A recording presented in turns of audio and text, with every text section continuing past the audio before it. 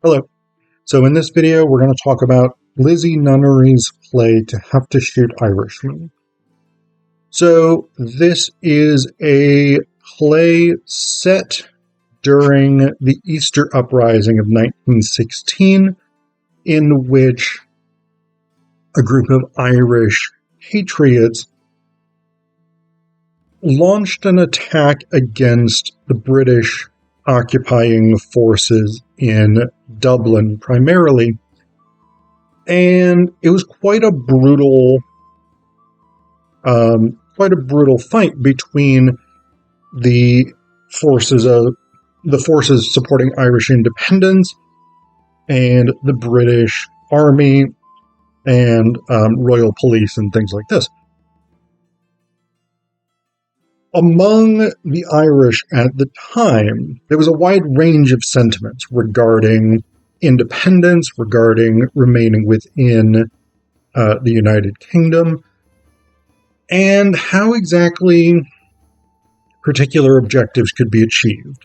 There were some people who were just very openly revolutionary.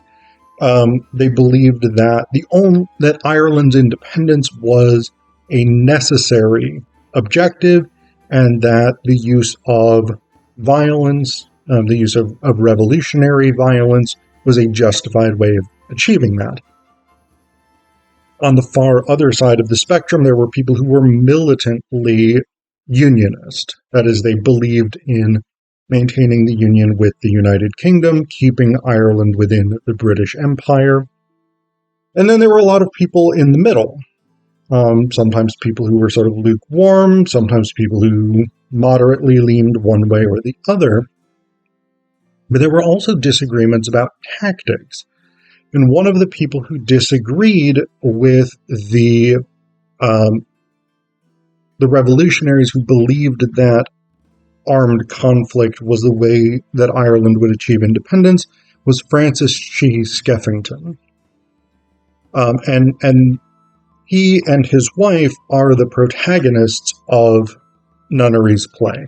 So Frank, as the character is called, based on Francis Sheehy-Skeffington, and Hanna, his wife, Hanna Sheehy-Skeffington. Francis Sheehy-Skeffington was a journalist. He was pro-independence, but he was also a pacifist, and so he didn't believe in revolutionary violence, in contrast to people like Pierce and Connolly and the others who led the Easter Uprising. And so during the actual uprising itself, I'm going to keep calling him Frank because Hanna is also around. So during the actual uprising itself, Frank went out and tried to sort of play a bit of a medical role, tried to save people of both sides, both Irish revolutionaries and British soldiers and police, as well as civilians who had been injured. But because he was someone who was known for promoting the cause of Irish independence, even though he also promoted peace, he was actually arrested by the British, and he was executed, even though he had not been involved in the uprising.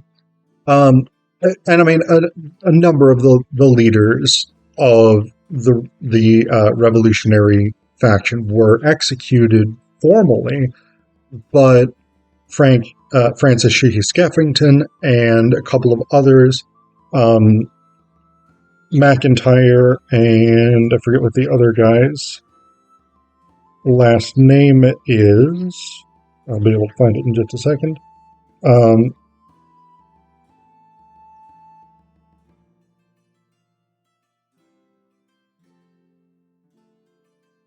I think I'll be able to find it in just a second. McIntyre and Dixon, who weren't revolutionaries at all. They weren't even involved. I think they were journalists as well. The three of them were wrongfully executed by a man who was later found to be insane by, I think, a British military tribunal. And so what this play is really about is not necessarily that so much as it is the chaos and the challenges of war and of this particular uprising, because it was a domestic uprising in the sense both that it was within Ireland itself, but also it was within the city of Dublin. And so a lot of civilians were directly impacted. And the play actually starts, the first stage direction we have is afternoon. Hanna stands in the wreck of her sitting room looking at the mess. And so in this case, the Sheehy-Skeffington home was actually attacked and sort of ransacked by British forces. And Hanna argues to Sir Francis Vane, who had initially sort of reported to the authorities that this unlawful execution had taken place.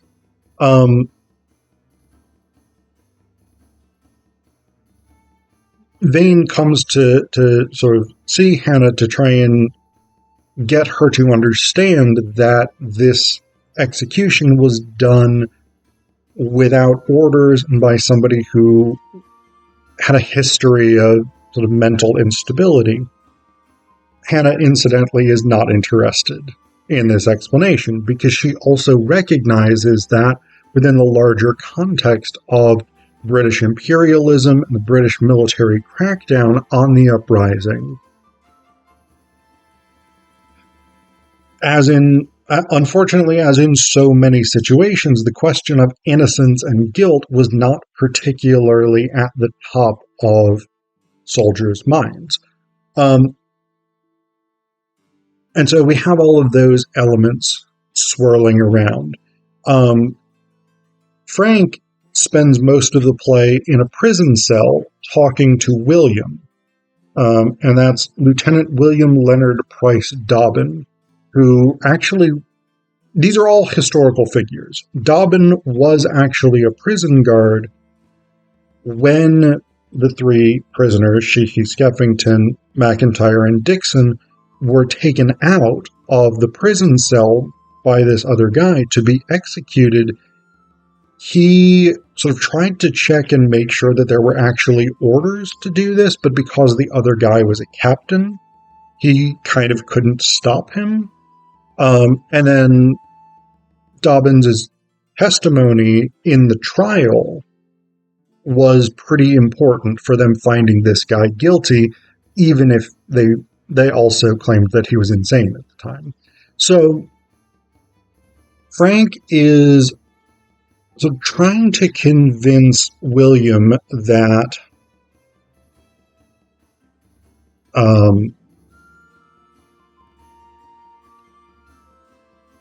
the way that the British military is behaving and the violence of both sides is fundamentally wrong. So, for instance, Frank makes this, he gets these sort of mini speeches in a conversation with William where he's trying to put forward his arguments for pacifism. So at one point he says, if I was ever to call myself a soldier, if I was to begin to believe that organized death could bring about a better world, I'd need to be sure.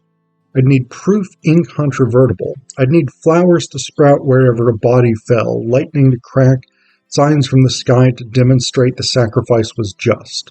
I need to think it and know it, and for me, not for my country, not for my army. And then William says, I have no interest in your sermons, and cuts him off. But then just shortly later, Frank gives this anecdote about sort of the brutality of colonial violence, but also revolutionary violence. So even though the violence is carried out by a British officer, it does also reflect the violence inherent in the revolutionary uprising that's going on, as Frank sees it. He says, I saw a boy shot through the head on the Rathmines Road 5 hours since, coming out of the church, rambling along with his pal.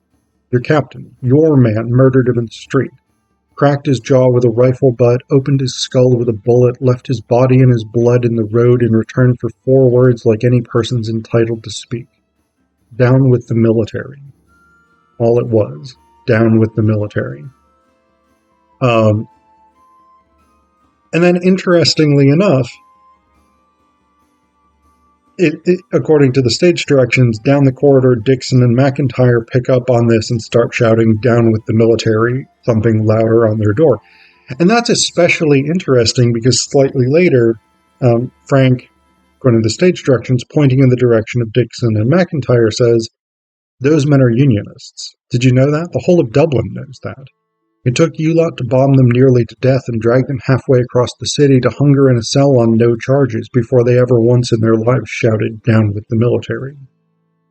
So again, one of the sort of central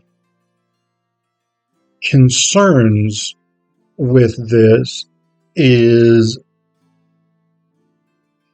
this idea that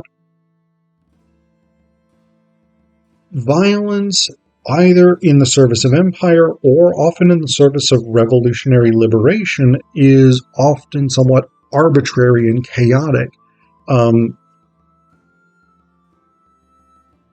People who really have nothing to do with the situation, or even who may be on one side, may still be killed, even by that own side. This is actually kind of a striking thing, because as I'm recording this, December 21st, 2023, it was less than a week ago that news broke that the Israeli Defense Forces, the IDF, in the conflict with Hamas in Gaza, actually shot 3 Israeli prisoners who were holding a white flag and had either been released or escaped. At this point, I haven't seen that it's been confirmed one way or the other. But they were Israeli hostages that Hamas had captured on October 7th. And they were shot by the IDF, shot by, theoretically, their own side.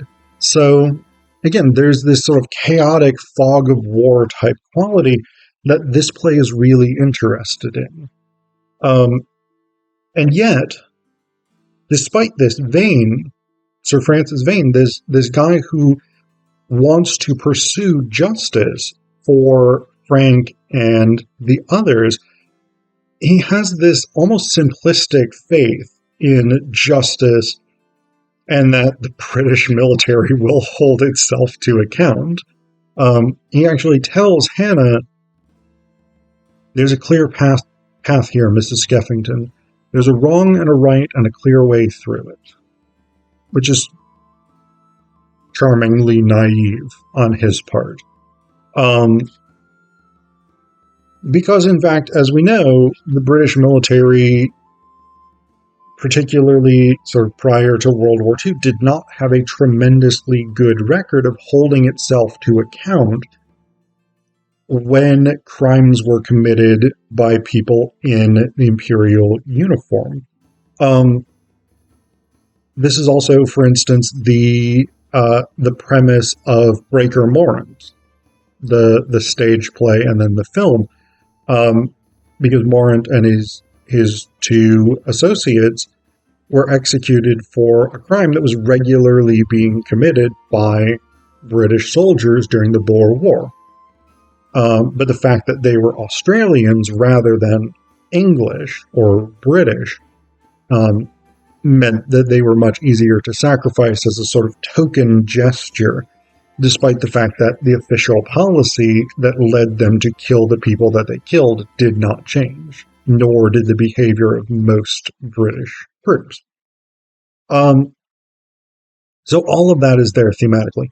The other thing about the Have to Shoot Irishmen is it is a play by Lizzie Nunnery, and one of the things that she tends to do, it seems, is to incorporate music into her plays. She's also a musician. She's part of a folk music duo, pretty good folk music duo, based on what I've listened to of theirs. But because she is a music person and that's sort of her background, she incorporates songs into her plays. And so actually the first thing we get in, I don't know how you can see this. The first thing we get in scene one is Hanna singing a song. And this is a really interesting piece because we tend to think of musicals, not all musicals, but typically we tend to think of musicals as more sort of light and fun and playful, whereas a play about a wrongfully executed trio during the Easter Uprising, that's more in the vein of tragedy. And so there's this interesting divergence between sort of the form of the musical and the content of the play. And I think it's really striking. But it also makes this a very interesting play because that sort of twist, that this doesn't quite line up with what I would expect, is actually, it's quite fitting for Frank and Hanna, who try to challenge what the other characters believe. Frank tries to challenge what William believes about the military and the importance of duty and following orders. Hanna tries to challenge Vane's sense that justice will prevail. And then they both challenge these sort of larger social ideas by being pacifists, by being women's suffrage supporters, etc., etc. So I think there's a great element of form and function here, or craft and content intersecting to sort of challenge the way that we tend to think of things and to try and get us to look at things in a different way.